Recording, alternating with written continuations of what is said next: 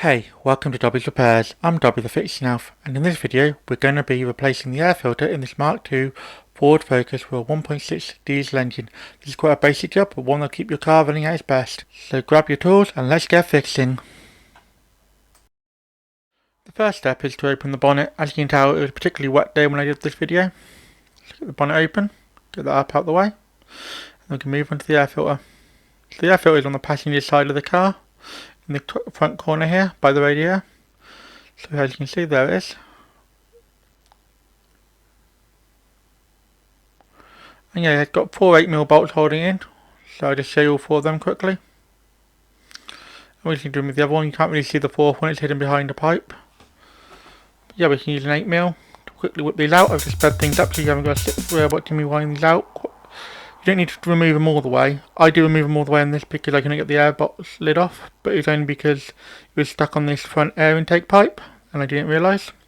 But yeah, just quickly work all these out. It don't take too long. This is about a 10-minute job in total. If your bolts are a bit stubborn and stiff, you can spray them with a bit of penetrating oil, and that really does free them up and make it a lot easier to get these bolts out without damaging the plastic. And yeah, all you have to do is remove this and then just lift this air intake off so you can actually get the lid off, which is pretty simple really. There we go, and just lift it out and it'll come out the way, and there's the lid out and there's the air filter. To remove the air filter itself is quite simple. You just simply push it forward and tilt it up and then pull it back. It'll pop out nice and easily.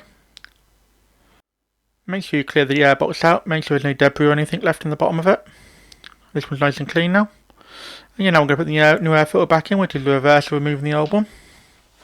So simply push it in and then drop it in. At the back there's a little retaining line that you need to line it up with. I'll just show you that now. As you can see, there's a little ridge on the back and there's a little ridge in the airbox housing there. And now we need to put the lid back on. Putting the lid back on is just the reverse of removing it. Just have to move the air intake pipe out the way, and yeah, just line it all up.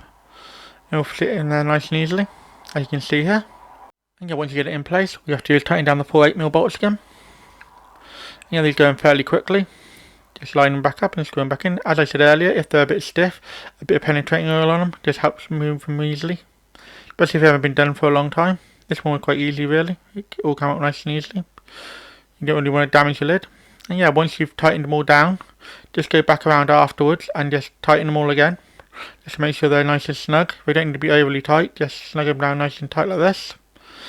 And yeah, that's how we change the air filter on a Mk2 Ford Focus with a 1.6 diesel engine.